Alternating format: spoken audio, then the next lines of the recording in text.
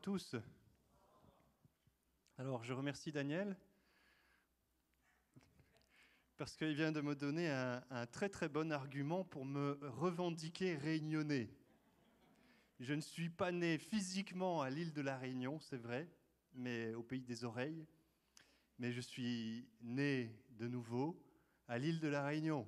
Merci Daniel pour cette vérité que tu viens de déclarer. Voilà, alors je suis très heureux et très ému ce soir de terminer ce beau séminaire, ce Run Impact avec vous. Et j'aimerais encore une fois chaleureusement remercier le comité de m'avoir permis d'être là pour vous partager ce thème. Sachez que quand nous nous préparons, eh bien, nous sommes les premiers bénéficiaires du message que nous recevons. Et j'avais besoin de joie. J'avais tellement besoin de joie avant de venir ici. Et le Seigneur a renouvelé ma joie alors que je me préparais. Le Seigneur a renouvelé ma joie alors que nous avons vécu ce séminaire. Amen. Alors, je rends grâce à Dieu également d'avoir pu passer la semaine entouré de Joseph et Yvetta, et aussi de Laurent et Raphaël. Laurent et Raphaël, cette rencontre a été pour moi très enrichissante, même si elle a été trop courte, mais peut-être que le Seigneur fera que nos routes se recroisent. Alors bien sûr, Joseph et Yvetta, nous ne sommes pas très loin, mais vous savez, avec toutes les activités, eh bien, nous n'avons pas autant de temps que nous aimerions pour être ensemble.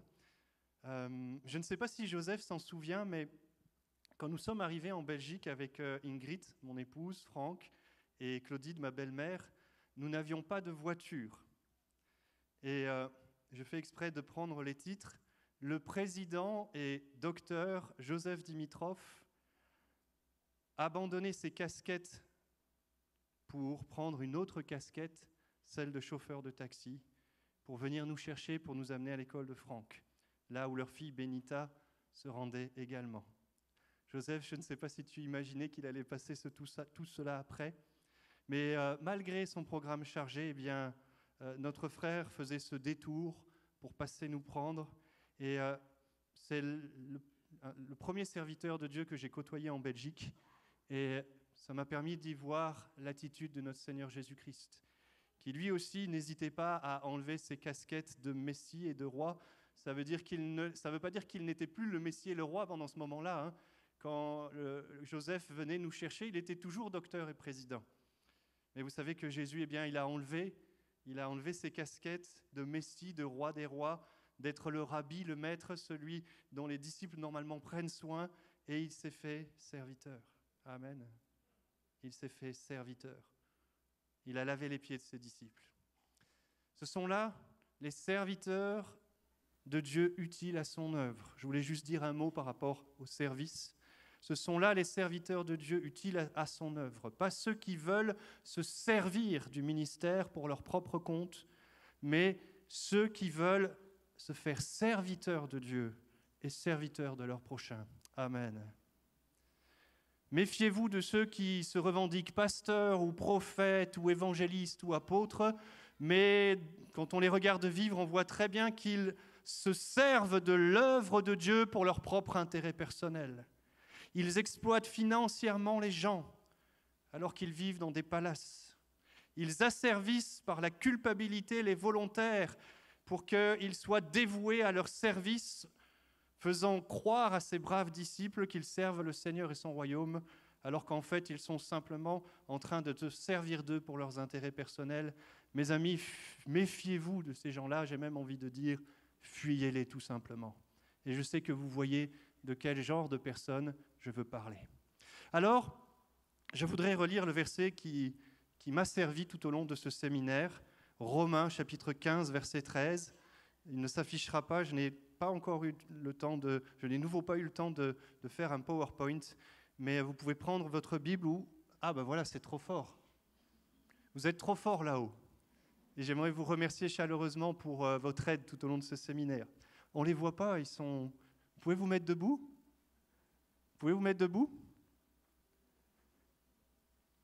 Est-ce qu'on peut remercier les techniciens ? « 」 « 」 « 」 « 」 « 」 « 」 « 」 « 」 « 」 « 」 « 」 « 」 « 」 « 」 « 」 « 」 « 」 « 」 « 」 « 」 « 」 « 」 « 」 « 」 « 」 « 」 « 」 « 」 « 」 « 」 « Ils ont mis l'habit du serviteur pour nous permettre d'être bénis tout au long de la semaine. Amen.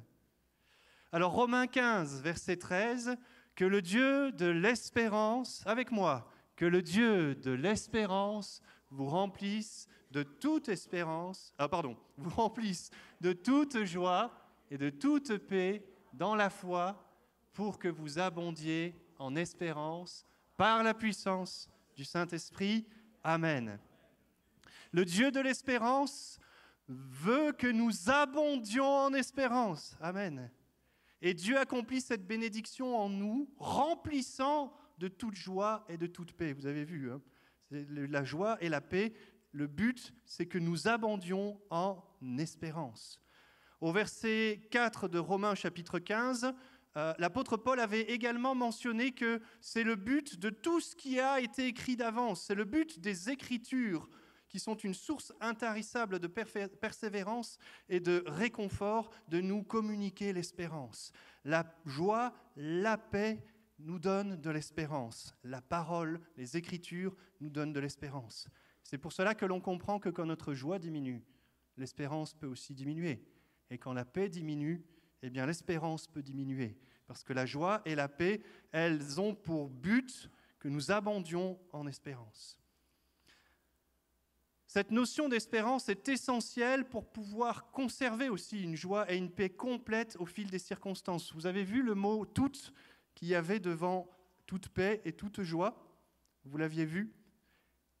Paul aurait pu simplement écrire que nous abondions en paix et en joie, que Dieu vous remplisse de joie et de paix. Mais il a choisi de mettre ce petit mot de toute joie et de toute paix.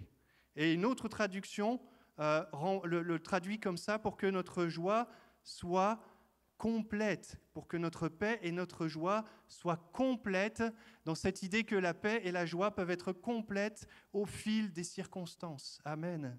C'est le désir de Dieu. Ce n'est peut-être pas encore notre réalité présente, mais c'est le but de Dieu que notre joie et notre paix soient complètes, c'est-à-dire qu'elles ne dépendent pas des circonstances.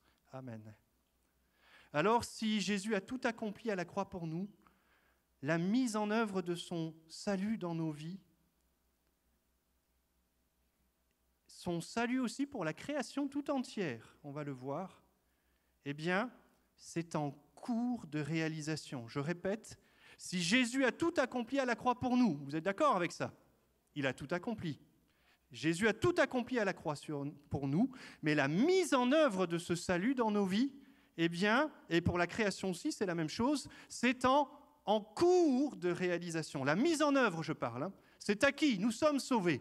Mais cette mise en œuvre du salut, eh bien, elle est en cours de réalisation. Certaines bénédictions du royaume de Dieu parfait ne sont pas encore pleinement réalisées dans notre réalité présente. Je redis cette phrase. Certaines bénédictions du royaume ne sont pas encore pleinement réalisées dans notre réalité présente. Et j'aimerais qu'on puisse lire ensemble Romains chapitre 8, versets 18 à 24, qui va nous aider à comprendre cela. Romains chapitre 8, versets 18 à 24. Voici ce que nous dit l'apôtre Paul. « J'estime que les souffrances du temps présent ne sauraient être comparées à la gloire à venir qui sera révélée pour nous.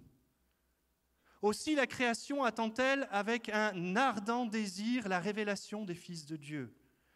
Car la création a été soumise à la vanité, non de son gré, mais à cause de celui qui l'y a soumise, avec l'espérance qu'elle aussi sera affranchie de la servitude de la corruption, pour avoir part à la liberté de la gloire des enfants de Dieu. Or, nous savons que, jusqu'à ce jour, la création tout entière soupire et souffre les douleurs de l'enfantement. Et ce n'est pas elle seulement, pas seulement la création, mais nous aussi, qui avons les prémices de l'Esprit. Nous aussi, nous soupirons en nous-mêmes en attendant l'adoption, la rédemption de notre corps, car c'est en espérance que nous sommes sauvés. Amen. Salut pleinement acquis, mais salut qui est en cours de réalisation. Nous souffrons encore aujourd'hui Je ne vous apprends rien, et d'ailleurs, Paul lui-même a commencé le texte que nous avons lu comme ça. Et pour tenir bon, nous ne sommes pas démunis. Nous l'avons lu, nous avons les prémices de l'esprit. Et là aussi, j'aimerais insister sur cette expression, les prémices de l'esprit. Paul n'a pas dit que nous avons tout ce que l'esprit peut apporter. Paul dit que nous avons des prémices de l'esprit. Les prémices, vous pouvez comprendre cela comme un avant-goût de la plénitude du salut qui sera manifesté. Un avant-goût du royaume pleinement manifesté dans toute sa gloire. Alors on pourrait être déçu en se disant « Ah, il y a encore plus dans l'esprit que ce qu'on a maintenant ». Mais non, ne soyons pas déçus parce que les prémices, mes bien-aimés, l'avant-goût, c'est déjà appréciable. Ces prémices de l'esprit, ce n'est pas rien. L'esprit nous aide à prier notamment dans Romains 8, 26, juste après ce que nous avons lu. Je suis sûr que vous êtes comme moi, quelquefois on ne sait pas ce qu'il convient de demander dans nos prières, dans les circonstances difficiles. Parce que le Seigneur, il n'œuvre pas comme nous, il ne travaille pas comme nous. Je dirais même plus, sa manière d'œuvrer, je la trouve insaisissable avec mon entendement. Et j'ai besoin d'être illuminé par le Saint-Esprit pour discerner sa volonté. Amen. Ça veut dire que si je n'avais pas le secours du Saint-Esprit, je ne crois pas que je puisse jamais savoir comment il faut prier. Mais le Saint-Esprit m'aide dans mes prières et nous aide dans nos prières à savoir comment prier selon la volonté de Dieu. Rien qu'avec les prémices, nous arrivons déjà à faire cela, découvrir la volonté de Dieu, non avec notre intelligence humaine, notre entendement, mais avec l'aide du Saint-Esprit. L'Esprit nous aide aussi à ne pas nous laisser égarer par les mensonges du diable, parce que ces prémices de l'Esprit, vous savez que Jésus a laissé le Saint-Esprit pour nous conduire dans toute la vérité. Et ce que nous avons maintenant, ce sont les prémices de l'Esprit. Ça veut dire qu'avec ces prémices, eh bien, nous pouvons être conduits dans toute la vérité. Et si nous sommes conduits dans toute la vérité, alors nous pouvons discerner où sont les mensonges du diable. Disséminer ça et là. Disséminer ça et là. Et les mensonges du diable ne sont pas que dans les religions non chrétiennes, ou même dans les religions chrétiennes, mais non protestantes, évangéliques ou pentecôtistes. Non, les mensonges du diable peuvent se disséminer partout, même chez ceux qui se revendiquent pentecôtistes. Nous avons besoin du Saint-Esprit, et il nous conduit dans toute la vérité. Je vais vous donner une image pour que vous compreniez comment le diable travaille subtilement. Si vous voulez faire avaler du poison à quelqu'un, je ne vous conseille pas. Hein. Personne n'a cette idée, j'espère. Sinon, on peut prendre un temps de repentance au pied de la croix, demander au Seigneur de guérir votre cœur. Ça va, personne n'a envie d'empoisonner quelqu'un. Parce que là, je vais vous expliquer comment faire. Si vous voulez faire avaler du poison à quelqu'un, est-ce que vous allez prendre une bouteille avec une tête de mort dessus et vous allez lui dire « Tiens, bois ». Ben non, il ne va pas boire. Il n'est pas bête quand même. Non, vous allez mettre ça dans un bon cocktail très attrayant. D'ailleurs, un cocktail qui est très bon quand il n'y a pas de poison dedans. Vous allez comprendre mon idée. Eh bien, pour les poisons théologiques, c'est la même chose. Sur Internet ou ailleurs, vous les trouvez parfois au milieu de très beaux cantiques, ces poisons théologiques, mais ils font des ravages dans les cœurs. Et c'est là aussi, il faut apprendre à ne pas jeter le bébé avec l'eau du bain. Vous avez parfois de très très beaux cantiques, et puis tout de suite après, vous allez entendre un enseignement qui est un poison théologique, mais ne jetez pas le cantique avec le poison théologique qui est derrière. Les prémices de l'esprit, ce n'est pas rien parce que nous avons le fruit de l'esprit qui est la joie. Ça veut dire qu'un fruit, c'est quelque chose qui vient naturellement. Amen. On l'a chanté, Galates 5, 22. Rien qu'avec les prémices de l'esprit, waouh, ça pousse. Merci Seigneur. L'esprit nous permet aussi d'expérimenter pour nous-mêmes ou pour les gens autour de nous des signes, des miracles et des prodiges. Et ce sont de puissants encouragements pour notre foi qui attestent de la grandeur de Dieu et de son règne qui vient. Amen. Avec les prémices de l'esprit, avec l'avant-goût du ciel. Waouh, déjà ça. Les miracles du temps de Jésus jouaient déjà ce rôle d'attester qu'il était bien le Messie promis et ont permis à ceux qui l'ont connu de placer leur confiance en lui et de savoir qu'il ne se trompait pas. Les miracles sont un bienfait pour celui qui l'expérimente, mais ça joue un rôle supplémentaire. Ça joue un rôle supplémentaire. Ça permet de savoir qu'on peut faire confiance en celui qui a accompli le miracle. Qu'on peut faire confiance en celui au nom duquel le miracle a été accompli, à savoir Jésus-Christ. La Bible dit que les miracles sont aussi, ce sont des choses puissantes et extraordinaires, mais ce sont aussi des signes, des séméias. Les séméias en grec, si vous voulez, un petit peu comme des panneaux indicateurs qui nous poussent à regarder dans la bonne direction, à orienter nos yeux vers la vérité. Amen. Et les miracles aujourd'hui attestent que nous avons raison de faire confiance à Jésus et de croire en lui, en ses promesses pour notre salut. Amen. Je vais vous donner un petit témoignage personnel.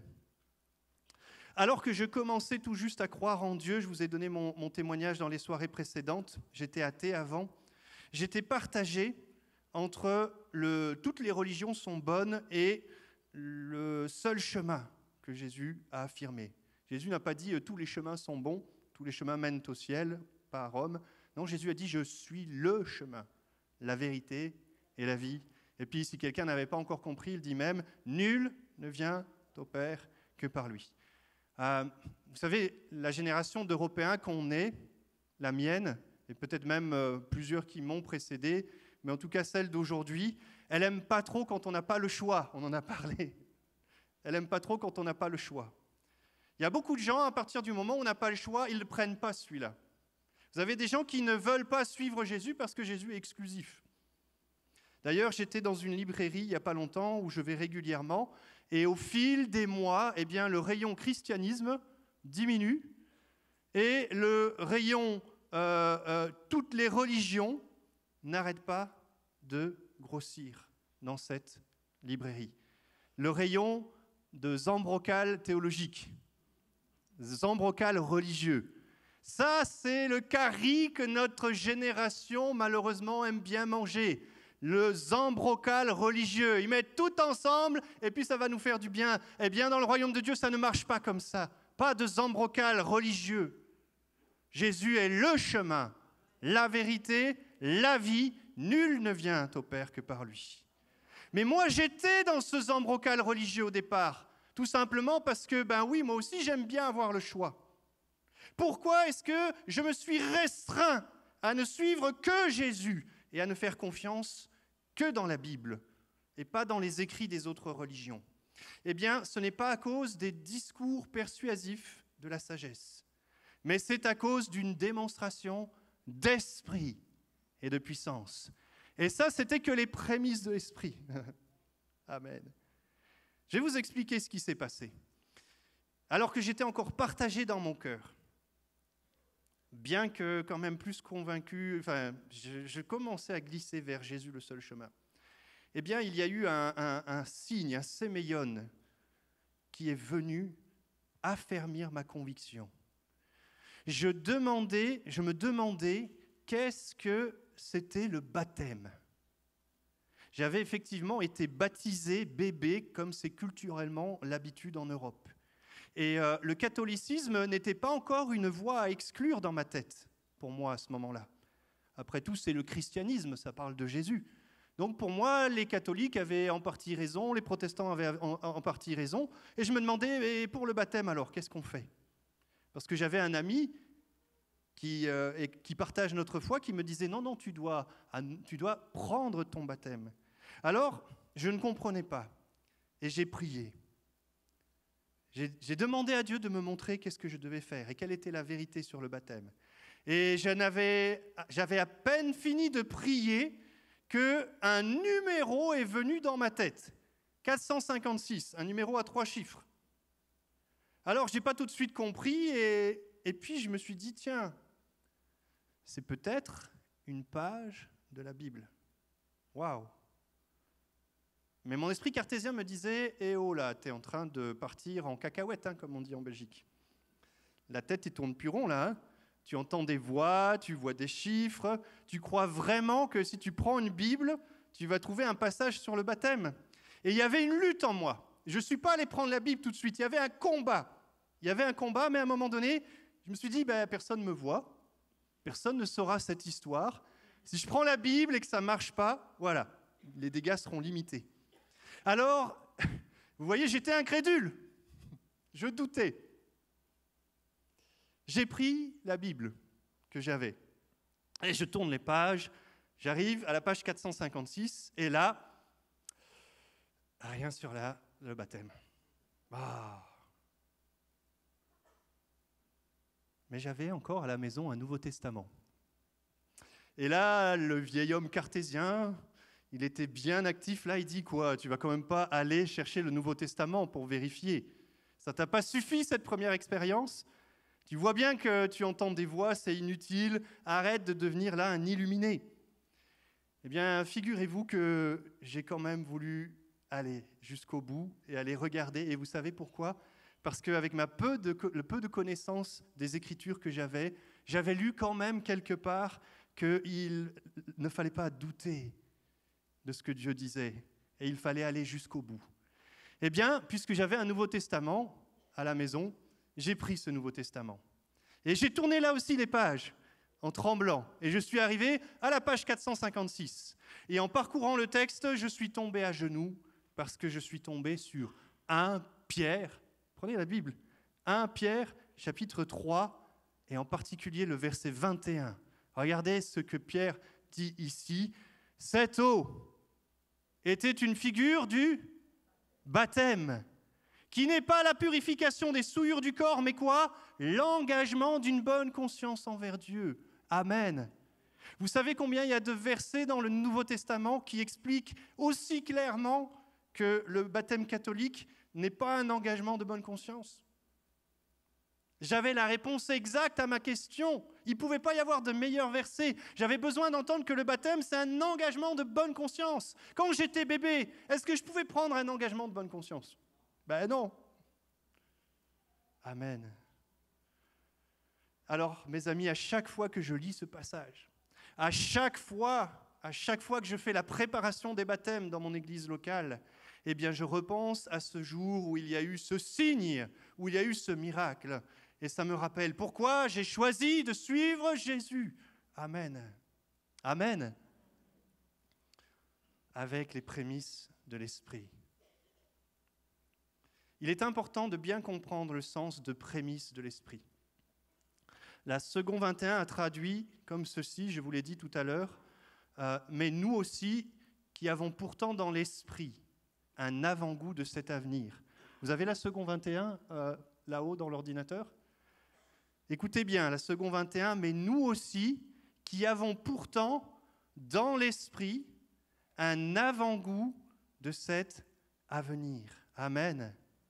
Et là, on comprend mieux alors pourquoi ces prémices de l'Esprit, eh bien, elles sont déjà quelque chose d'extraordinaire. Parce que c'est l'Esprit que nous avons reçu nous donne un avant-goût de ce qu'il y a dans le royaume. Un avant-goût de cet avenir glorieux du royaume de Dieu pleinement manifesté. Mais un avant-goût, ce n'est pas la totalité. Et c'est là où j'en viens à ce qui est le plus difficile. Là, j'ai essayé de vous dire ce qui était le plus motivant. C'est formidable d'avoir les prémices de l'Esprit. C'est formidable que l'Esprit nous donne un avant-goût de cet avenir. Mais regardez, ce n'est quand même qu'un avant-goût. Alors, qu'est-ce que ça va avoir comme conséquence ? Alors, dans le royaume de Dieu, il n'y a plus de malades. Mais nous sommes dans le temps de l'avant-goût. Nous pouvons vivre des guérisons divines grâce à cet avant-goût. Amen. Mais nous savons aussi que nous ne sommes pas toujours guéris de nos maladies. Je sais que c'est difficile à comprendre, mais pourtant c'est bien quelque chose qui est présent dans la Bible. Vous avez notamment Paul qui a laissé un de ses collaborateurs, Trophime, malade à Milet, 2 Timothée, chapitre 4, verset 20. Et ce n'est pas le seul exemple. Pourquoi Paul ne l'a pas guéri ? Parce que nous sommes dans le temps d'un avant-goût de ce qui est à venir. C'est quelque chose qui nous montre que ce qui est à venir, c'est réel, c'est bien vrai, mais pour l'instant, ce n'est pas encore pleinement réalisé. Alors, Jacques Dernel, qui est venu ici, qui a été mon professeur de théologie et aussi mon prédécesseur, eh bien, il a inventé une expression pour parler de ce que l'on déforme quelquefois sans que ce soit une fausse doctrine. Il a parlé d'hernie doctrinale. Expression très intéressante.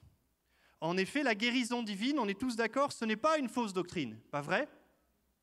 Qui peut attester avoir été miraculeusement guéri par le Seigneur quand on a prié pour lui au nom de Jésus? La guérison divine n'est pas une fausse doctrine. Vous avez même dans le protestantisme évangélique des gens qui pensent que la guérison divine, aujourd'hui, c'est une fausse doctrine. Mais alors, ils n'ont pas compris que nous avons quand même un avant-goût de cet avenir par l'Esprit que nous avons reçu. Nous avons les prémices de l'Esprit. C'est pourquoi il y a encore des miracles aujourd'hui. Mais cette expression, prémisse de l'Esprit, avant-goût de l'avenir, nous permet aussi de réaliser une autre facette. Eh bien, c'est que ne plus être malade, ce n'est pas encore pour tout de suite. Alors, pourquoi une hernie doctrinale ? Eh bien, c'est parce que quand on prend un élément doctrinal qui est juste, la guérison divine, mais si on la grossit, si on se focalise dessus, si on la pousse à l'extrême, en oubliant tout ce qui est écrit ailleurs dans la Bible, eh bien, on va se tromper. Et surtout, une hernie, qu'est-ce que ça fait ? Ça fait mal. Vous comprenez ce que je veux dire ? Je ne voudrais surtout pas que vous pensiez que je ne crois pas en la guérison divine, puisque moi-même, j'ai été guéri. Mais si on déforme cette doctrine, si elle devient une hernie doctrinale, elle va nous faire souffrir. Je vous explique. Les partisans, vous le connaissez peut-être ce nom, les partisans de la théologie de la prospérité, n'ont pas compris dans quelle période de l'histoire du salut nous nous trouvons. Les partisans de la théologie de la prospérité prêchent et se comportent comme si Jésus était déjà revenu et qu'il n'y avait plus de maladie pour les chrétiens, à partir du moment où ils ont la foi et où ils ont fait alliance avec Jésus-Christ. J'ai même entendu un pasteur un jour sur un site internet que je ne nommerai pas, qui disait qu'un chrétien ne peut mourir, un chrétien vraiment authentique, ne peut mourir que vieux et rassasié de jours, mais jamais de maladie. Parce que s'il est malade et qu'il a la foi, il sera toujours guéri. Vous comprenez que c'est une hernie doctrinale ? Parce que nous n'avons pas encore toute la plénitude du royaume dans notre temps présent. Là, Paul nous dit, ce sont les prémices. Les prémices, c'est déjà bien, merci Seigneur, mais c'est qu'il y a encore quelque chose de plus. Nous n'avons pour l'instant qu'un avant-goût de la vie sans maladie. Alors que faire donc quand nous sommes malades, me direz-vous ? Puisque nous ne serons pas toujours guéris quand nous prions. Est-ce qu'on va arrêter de prier ? Non. Mes amis, si quelqu'un est malade, qu'il prie. Nous devons continuer à oser demander, mais humblement, pas comme un dû, mais comme une grâce. Amen. Souvenez-vous que Dieu ne nous doit rien. Si Dieu nous guérit, c'est une grâce, et c'est un avant-goût de cet avenir. C'est les prémices de l'Esprit. Mais si Dieu ne nous guérit pas, eh bien, c'est une grâce, ce n'est pas mérité. Vous comprenez ? Paul, vous vous souvenez de Paul, avec son écharde. Avant, je voulais dire quelque chose sur la prière, je suis allé trop bas. Quel est le rôle de la prière ? Parce que peut-être quelqu'un pourrait dire, si Dieu ne m'a pas encore exaucé parce que je demande la prière, comment savoir si je dois persévérer à demander la même chose ? Parce que vous savez que la Bible parle de persévérer dans la prière. Vous êtes d'accord ? Alors, si moi je suis malade, est-ce que je dois persévérer dans la prière jusqu'à ce que je sois guéri ? Est-ce qu'à un moment donné, je dois m'arrêter ? Je ne comprends pas bien. Quelqu'un pourrait dire ça. Et je pense que c'est une question que beaucoup se sont posées. Moi-même, je me suis posé cette question. Souvenons-nous que le but de la prière, ce n'est pas de donner des ordres à Dieu, mais c'est de chercher à connaître sa volonté. Le but de la prière, Dieu n'est pas un distributeur automatique de bénédictions. On met la pièce et pouf, ce qu'on a demandé descend. Je prie, pouf, ça descend. Dieu a sa volonté propre et nous ne pouvons pas aller contre. Et le but de la prière, c'est bien sûr de demander. Il faut demander pour recevoir. Demandez et vous recevrez. Mais la prière, c'est bien plus que simplement faire des demandes. La prière, c'est d'aller chercher l'intimité avec Dieu. pour comprendre quelle est l'histoire qu'il est en train d'écrire avec notre vie.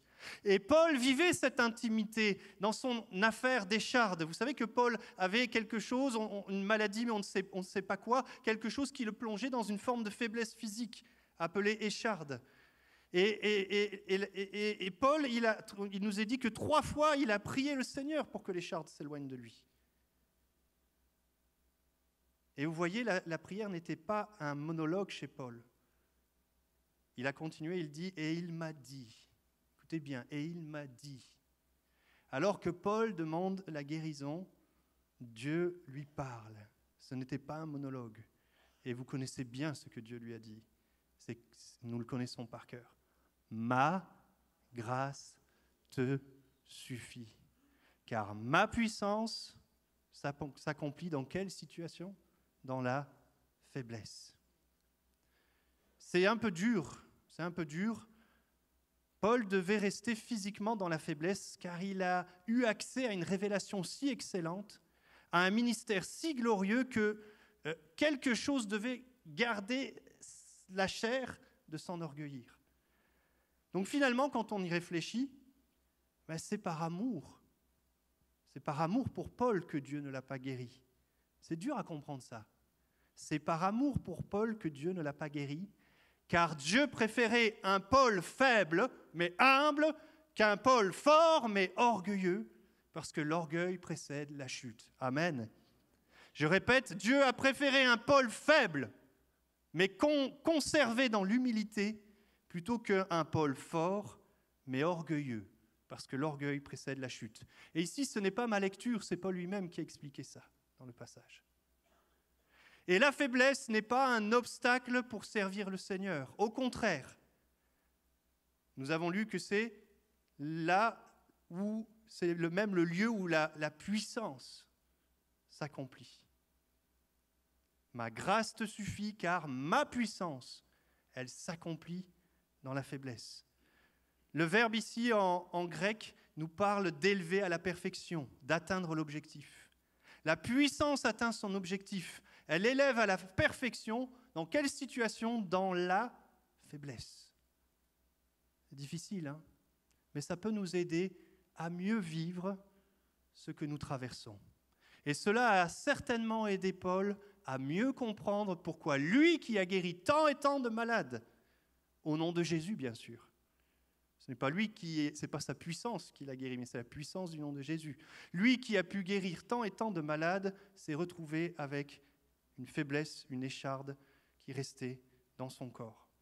La théologie de la prospérité a fait du tort aux croyants parce qu'au lieu d'être mieux armés pour faire face à la maladie et même pour faire face au deuil, certains croyants aujourd'hui sont encore plus découragés et éboussolés, privés de paix que les non-croyants. Et les gens qui mettent cette théologie de la prospérité sur Internet, bien sûr, ils vont vous montrer toujours la joie de ceux qui ont été miraculeusement guéris. Et je pense que ce n'est pas faux, ils ont peut-être été miraculeusement guéris au nom de Jésus. Mais il y a la face sombre de toutes les personnes qui n'ont pas été guéries et qui restent dans un désarroi total, sans réponse, en crise de confiance envers Dieu. Et ils n'ont même plus le Seigneur comme appui, parce qu'il y a une crise de confiance par rapport à Dieu, parce que Dieu ne les a pas guéris. Et imaginez, très logiquement, qu'est-ce qui se passe quand on ne comprend plus rien comme ça avec Dieu, quand on doute même de son existence, parce qu'on nous avait toujours raconté, si tu crois en Dieu, que tu le crois vraiment, que tu le demandes de tout ton cœur, eh bien tu seras guéri. Ben, si c'était ça la base de votre foi, à ce moment-là, vous risquez même de douter de l'existence de Dieu. Et vous perdez votre joie. Une hernie doctrinale. La guérison divine, une doctrine extraordinairement belle et réelle, mais l'hernie doctrinale peut être dévastatrice.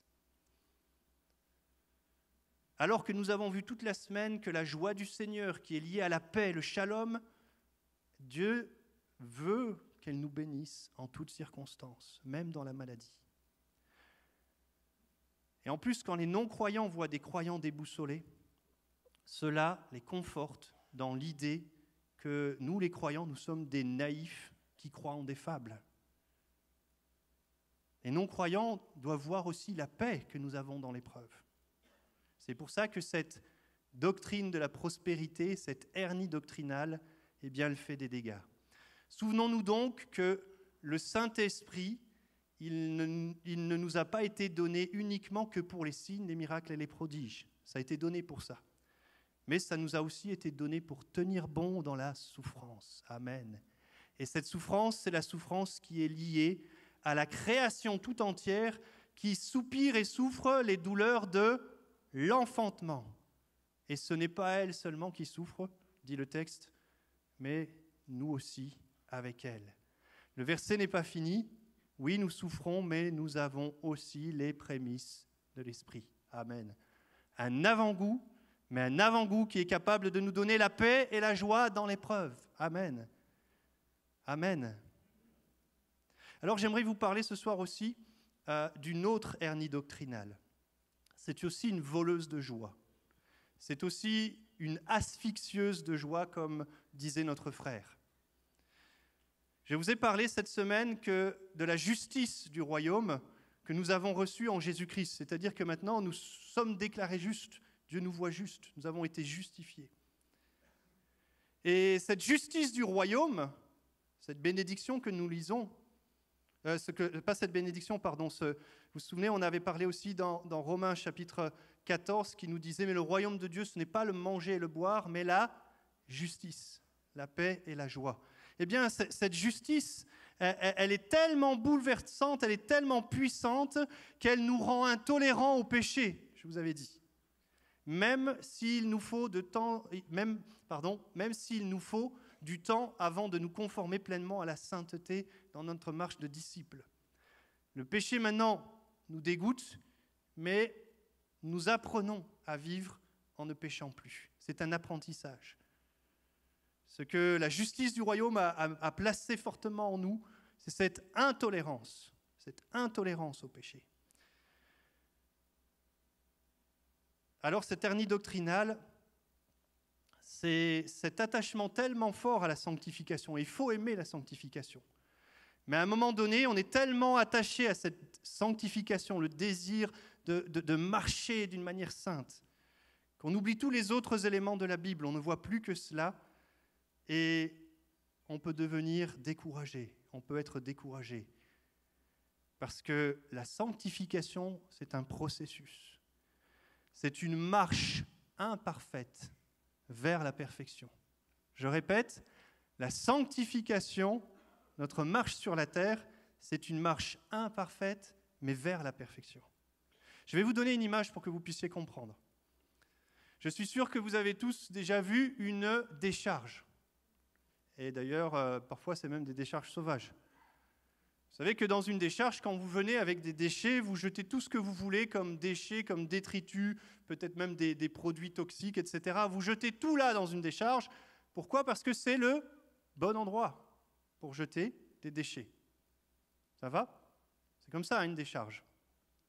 Maintenant, je suis sûr aussi que vous êtes déjà allé vous promener dans les belles forêts qu'il y a à La Réunion, dans les plaines, les belles plaines qu'il y a ici dans cette région.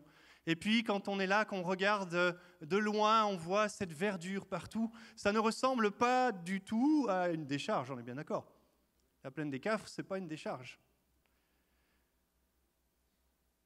Mais quand on s'approche un tout petit peu, quand on va à bas de carré un peu dans la forêt, qu'est-ce qui arrive quelquefois ? On trouve une canette qui traîne, une bouteille. Pas vrai ? Vous avez déjà tous trouvé des canettes dans la forêt. Qu'est-ce que vous avez comme réaction quand vous voyez des sacs plastiques, des bouteilles, des déchets, des restes de sandwich dans une belle forêt ou dans les plaines ? Vous avez un sentiment d'indignation. Et peut-être même qu'est-ce que vous allez faire ? Vous allez ramasser les déchets et les mettre dans l'endroit où doivent être ces déchets, c'est-à-dire la poubelle qui après ira à la décharge. Eh bien, voilà ce que la nouvelle naissance a changé dans notre vie. Désormais, nous ne sommes plus une décharge pour le diable, mais nous sommes des plaines ardennaises. Amen. Alors oui, quelquefois, soit par fatigue, par inattention, le diable, il rôde comme un lion rugissant, il continue à essayer de nous faire chuter. Et quelquefois, oui, il y a une petite bouteille qui va tomber dans la plaine que nous sommes, dans la belle forêt que nous sommes. Mais ça va être quelque chose d'anormal et non de normal, que le péché soit là. Et il va être enlevé. Amen. Comment va-t-il être enlevé? Eh bien, nous allons dire, Seigneur, à la croix, nous venons à la croix et nous disons, Seigneur, pardonne-moi pour ma faute. Pardonne-moi pour ma chute. Et ce bel espace vert, eh bien, il est vite nettoyé. Il y a une différence entre celui qui connaît Dieu et celui qui ne le connaît pas. Il y a une différence entre celui qui n'est pas né de nouveau et celui qui est né de nouveau. Mais ce n'est pas que nous sommes tout de suite parfaits, mais c'est que nous avons changé de statut. Nous ne sommes plus des décharges pour le péché, pour toute la saleté morale et tout le reste. Nous sommes devenus maintenant une belle forêt, des belles plaines. Amen. Est-ce que ça, ce n'est pas un sujet de joie? Alors, Alfred Kuhn emploie une comparaison que j'ai trouvée intéressante par rapport à cette question. Le péché commis par des chrétiens, il nous dit, concerne leur relation avec Dieu comme père et non comme juge. Je répète, les péchés commis par des chrétiens. Ah, les chrétiens peuvent encore pécher? Eh bien oui. Est-ce qu'il y a quelqu'un, ça y est, il est arrivé à la perfection? Alors, vous ne levez pas la main parce que vous êtes humble, mais venez me voir à la fin pour m'expliquer comment vous avez fait. Le péché commis par nous, les enfants de Dieu, concerne la relation que nous avons, non pas avec notre juge, mais avec notre Père, parce qu'il n'y a plus de condamnation pour celui qui est en Jésus-Christ. Amen. Et si un fils se rend coupable d'une indélicatesse vis-à-vis de son père, le père ne va pas le livrer au juge. Vous qui êtes des papas, quand vous avez un problème avec votre enfant, qui vous a désobéi, qu'il a un péché à l'égard du fonctionnement de la maison, vous l'envoyez tout de suite au juge? Vous ne l'envoyez pas au juge? C'est une affaire de famille. Le père ne va pas livrer son enfant au juge. Il règle l'affaire en famille. C'est ce genre de règlement qu'évoque l'apôtre Jean lorsqu'il dit « Si nous avouons nos péchés, il est fidèle et juste. Et par conséquent, il nous pardonnera nos péchés et nous purifiera de tout le mal que nous avons commis. » Amen.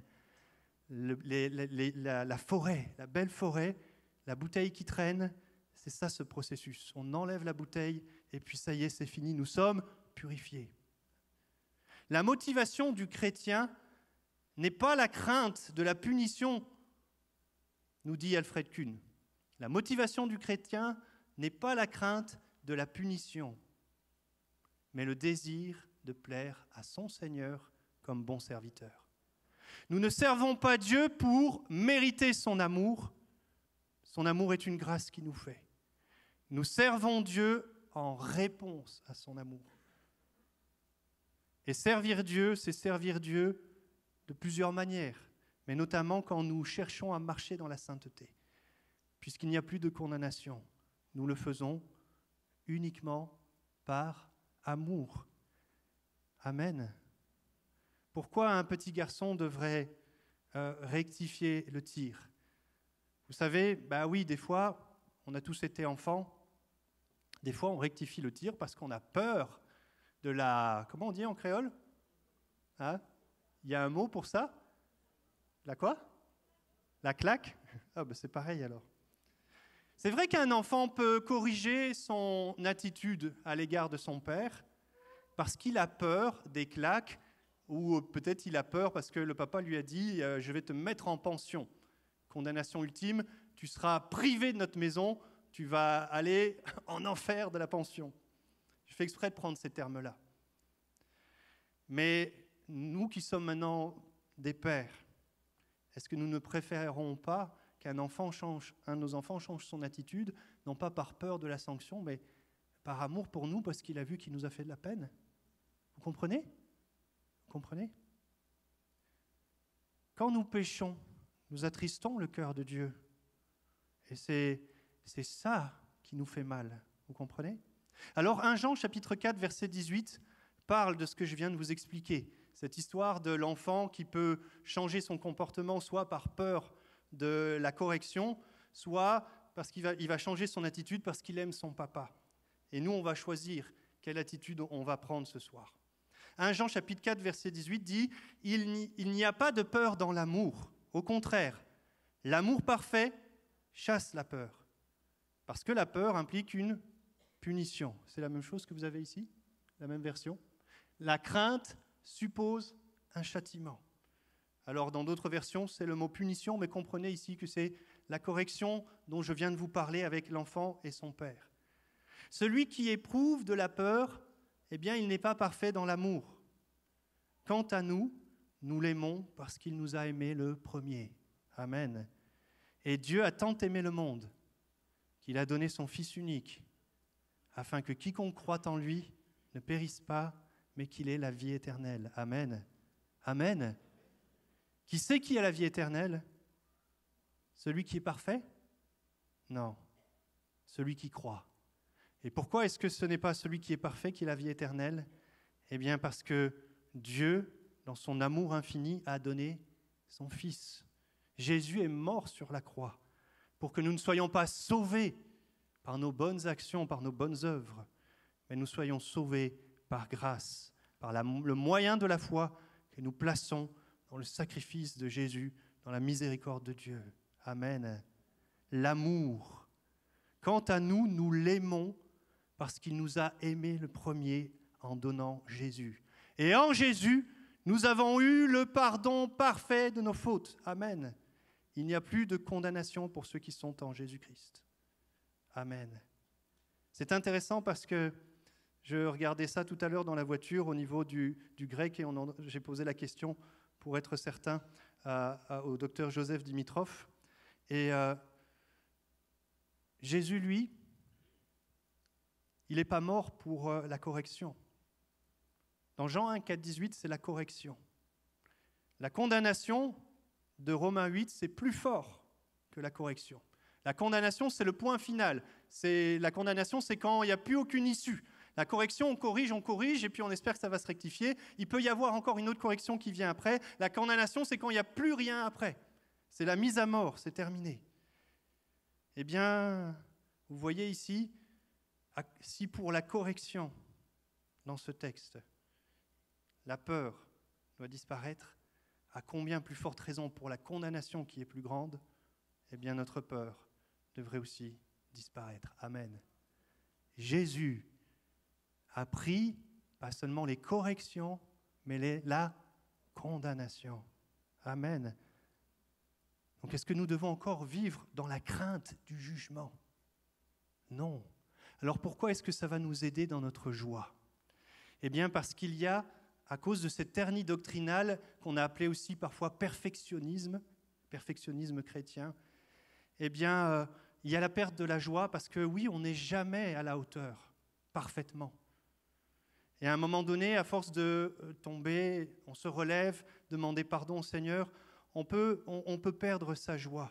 Et on peut aussi, dans ce perfectionnisme, retomber dans quelque chose que nous avons quitté pour la plupart. Enfin, moi, je n'ai pas quitté ça, mais pour tous ceux qui étaient catholiques, vous avez quitté un système où vous étiez sauvés par les œuvres. On essaie de faire le bien pour mettre dans la balance entre les bonnes actions, les mauvaises actions. On espère que ça va s'équilibrer devant Dieu. On a quitté ce système-là. On ne va pas y revenir.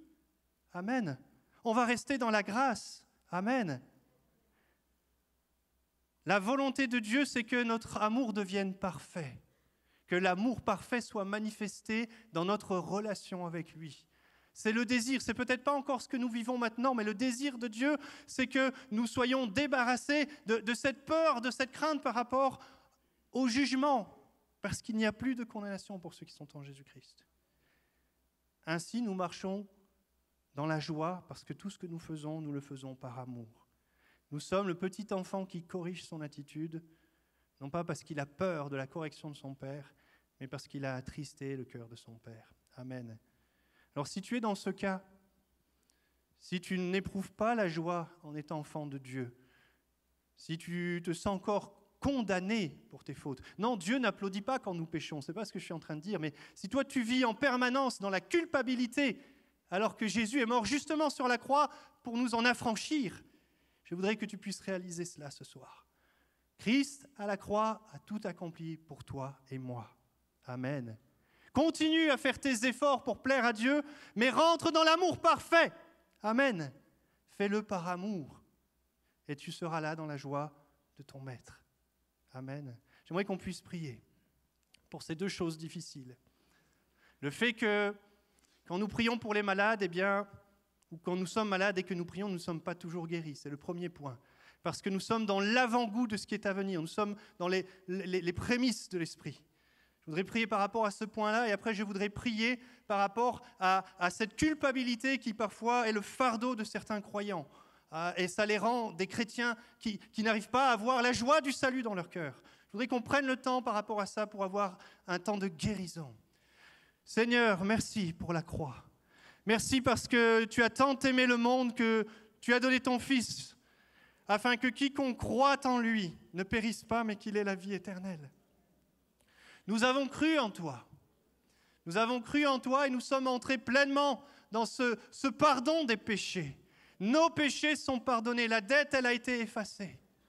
Je voudrais te prier, Père, pour ceux qui portent un poids de culpabilité permanent dans leur vie chrétienne, ceux qui restent toujours dans cette relation qui n'est pas cette relation d'amour, qui ont encore besoin de grandir dans l'amour de plus en plus parfait, en délaissant la culpabilité. Aide-les à réaliser ce soir que sur la croix, tout a été accompli, tout a été accompli. Nous n'avons pas besoin à ajouter à ton sacrifice pour mériter ton ciel. Que ton Saint-Esprit maintenant vienne vraiment guérir ceux qui sont blessés par une culpabilité qui n'a plus le droit d'être là. Seigneur, agis maintenant dans les cœurs. Oh, gloire à toi, Seigneur.